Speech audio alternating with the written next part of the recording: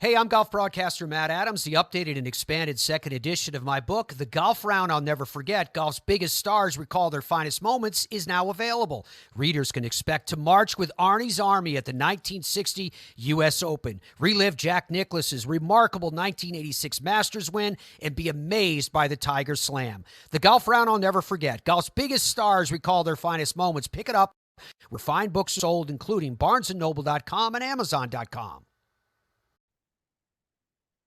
Well, I'd like to welcome everybody back to the Football's Family Podcast. And when I'm recording this, it's a Tuesday. I've got another one coming out Wednesday, which is tomorrow. And I am just excited about both of these particular sessions, these particular podcasts. The one tomorrow is over Red Grange, but the one today is something that I'm very, very excited about. And that is because of what happened Saturday. Let me give you a little bit of breakdown. I grew up a Vanderbilt Commodore fan. The first football game I went to was the Vanderbilt game. They lost. And I went to several Vanderbilt Commodore games at Vandy Stadium. It was Dudley Field at the time. Now it's First Bank. And they lost just about every time. 2008 was different. We actually went to the Music City Bowl, and I was there. I had to get off of work that day just to go to the bowl. I've been to 3 Music City Bowls, one to see Tennessee Purdue play, but one to see Vanderbilt, North Carolina State, one to see Vanderbilt Boston College. It was nice. It was a lot of fun. And I recently had a former Vanderbilt player on there, and we talked about that day. But for the most part, growing up, Vanderbilt was never really that good. In fact, if we had 2 wins in a season, we were doing great. Bobby Johnson changed that. James Franklin changed that. But for the most part, all I remember is just bad after bad after bad after bad. Saturday was one of those moments that, as a Vanderbilt fan, it was hard for me to believe. Now, Saturday was a big day in the SEC. A lot of teams who were in the top 10 got beat, and one of them dropped out. But, people are asking me, well, where do you think Tennessee and Alabama will fall once they got lost? And I said, they'll probably be 7, 8, or 9, or 10. And that's about where they landed with the AP poll. But you go back to it. Saturday was a day where I wanted to be at Nissan, or I say Nissan Stadium, at Vanderbilt Stadium.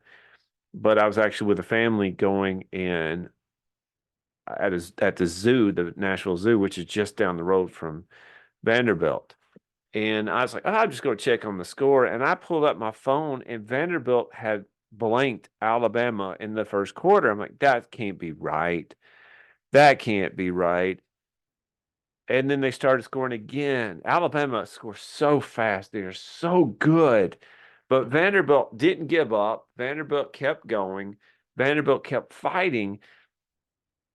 But as a Vanderbilt fan, you anticipate the worst. The game against Missouri a couple of weeks ago was a week ago was the prime example of that. We had a chance and went to overtime a couple times, and then Vanderbilt got beat.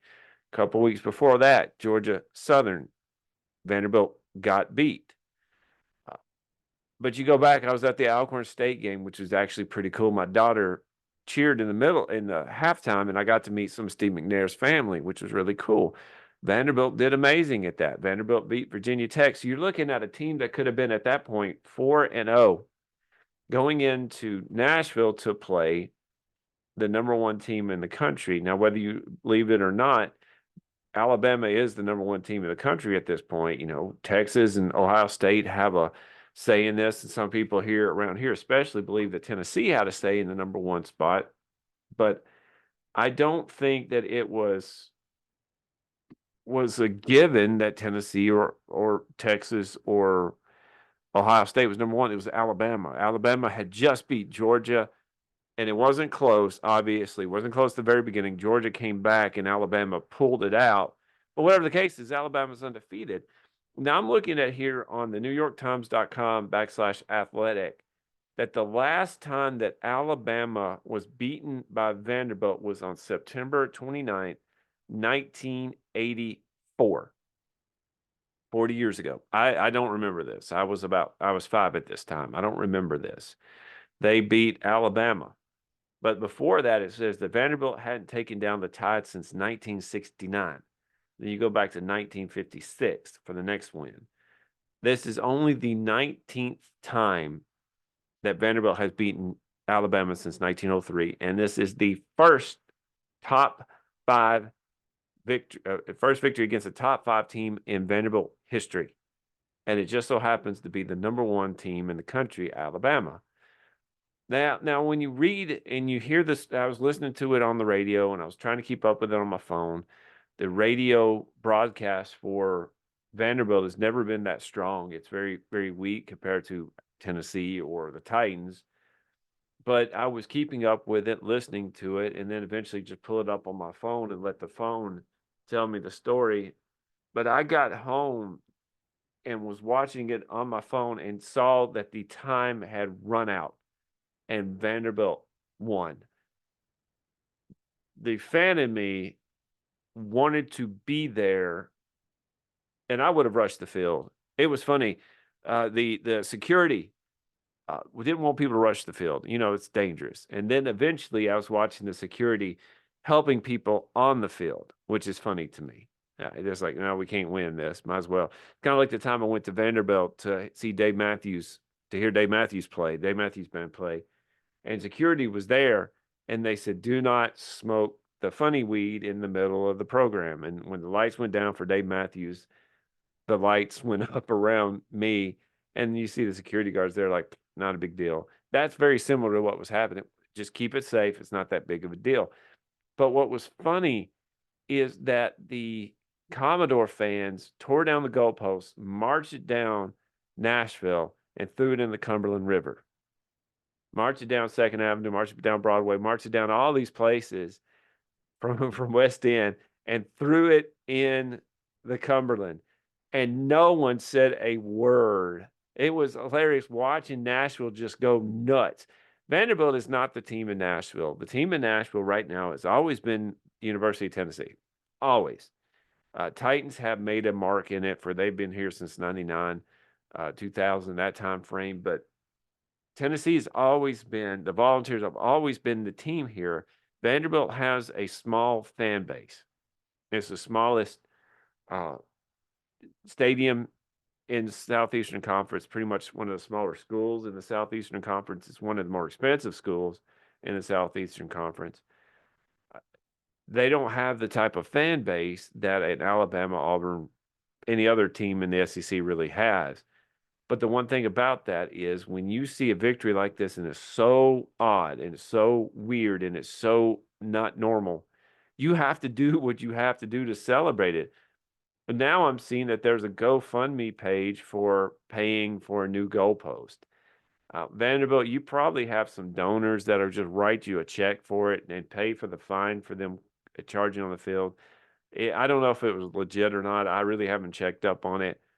But a GoFundMe page for a new goalpost, that's not going to happen. I just think that's a bad idea. But watching it, if you've never been to Nashville, the Cumberland is where you would go over from 2nd Avenue, from that part of Nashville, going over on the bridges to go to Nissan Stadium. That's the Cumberland. I'm surprised when they threw the goalpost out in the Cumberland that it didn't dissolve immediately. It's kind of funny that way. But I waited. Oh, if you've never watched this SEC shorts, oh, it's some of the funniest things I've ever seen. It's so true. And I was waiting for this one because I knew those guys and those ladies would have to just bring up the fact that Vanderbilt won. So far, Vanderbilt has been the star of pretty much all 5 of the episodes, but this one was Vanderbilt heavy. Vanderbilt beat up the number 1 team in the country. Any given Saturday, that can happen. Now, Vanderbilt, let's see if I could pull up the schedule here. I think this is one of those things that when you look at the schedule coming up, I had them going, let's see, here we go. I had them going like 3 or 4 wins this year.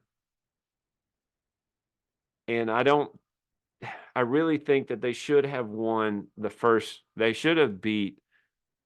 They should have beat Georgia State. They should have done that. But this is one of the things that when you look at Vanderbilt, Vanderbilt beat Virginia Tech. Vanderbilt beat Alcorn State. Vanderbilt lost to Georgia State. Vanderbilt lost to Missouri. They should have won those games. So they should have been 4-0, and then they beat Alabama. They'd been 5-0. This coming week, they have Kentucky, which is not a surefire win. Neither teams are really. Kentucky and Vanderbilt, if you've not been an SEC fan, these two were the cellar dwellers of the SEC for several years. They're not that way anymore, record-wise they may be, but talent-wise not really. This actually is one of the games that could be pivotal for both teams. If I remember correctly, Kentucky took Georgia to the mat and beat Ole Miss. Both of them are top 10 teams at the time. Vanderbilt has Ball State coming up. Here's the problem with Vanderbilt's schedule from here on out. After Ball State, week 9, they have Texas. Okay. Then they have Auburn. I think they could beat Auburn. They have South Carolina. I think they could beat South Carolina. They have LSU on November 23rd. Maybe a problem. It's down in Baton Rouge, so it probably is going to be a problem. Then they have Tennessee at Vanderbilt. Now, let's see. They're 3-2 now, 4-2, 5-2, 5-3, 6-3, 7-3. There's a possibility Vanderbilt can win 7 games this year, or 8 if they pull it out against Tennessee. 7-5, 8-4. That's a bowl eligible team right there. That's a team that won't be going to the Music City Bowl, even though I wish they would, because I'm right there. I can go to it. That's just me being selfish. But that's a team that can go into a better bowl to get better recruiting. And that's the whole goal of a bowl game, is to get more publicity for your team, or make more money, true, but get more publicity for your team and get better recruits. Vanderbilt has that opportunity. Do not take Kentucky, Ball State, Auburn, and South Carolina for granted, Vanderbilt. Do not play down to their level. They do this a lot. Do not play down to their level. LSU might be a little too much because of where it's located. Baton Rouge is insane. Death Valley is insane to play. The Tennessee game, on the other hand, could Vanderbilt beat Tennessee depending upon where Tennessee is at that time? Because Tennessee still has Georgia and Alabama to play. Tennessee lost to Arkansas, dropping them down to where they are right now. And I've told people that Tennessee has to win at least one of those 2 games, Georgia or Alabama, to be in the SEC title hunt. They had to win one or win both of them. That's great, but win one or the other. Now that they've lost to Arkansas, maybe they have to win both of those things. And to me, both Georgia and Alabama are not the team to play right now.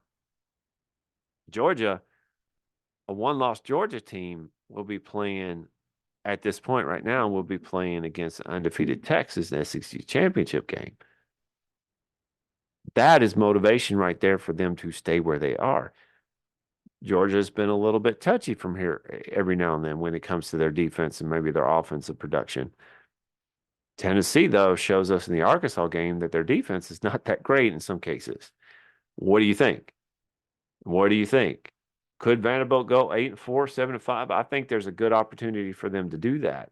I think if they take care of business in Kentucky, Ball State, Auburn, and South Carolina, I don't think they're going to win against Texas. Just don't think that's going to happen.